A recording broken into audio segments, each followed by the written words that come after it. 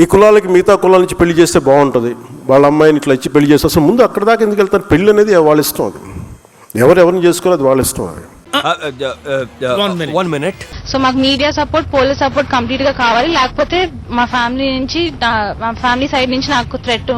మా సోదరులు నాగబాబు గారిని అడగండి, మా ఇంట్లో ఎప్పుడు కూడా కుల ప్రస్తావన మాకు తెలియదు అసలు ఎప్పుడు.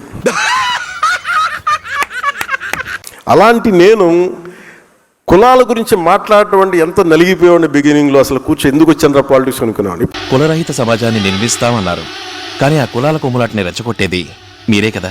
కులం పేరు మీద తిడుతుంటే మీకు పౌరుషం రాదా? నాకు వచ్చింది పౌరుషం, నాకు ఆవేదన వచ్చింది, నాకు కోపం వచ్చింది, మీకు రాదా?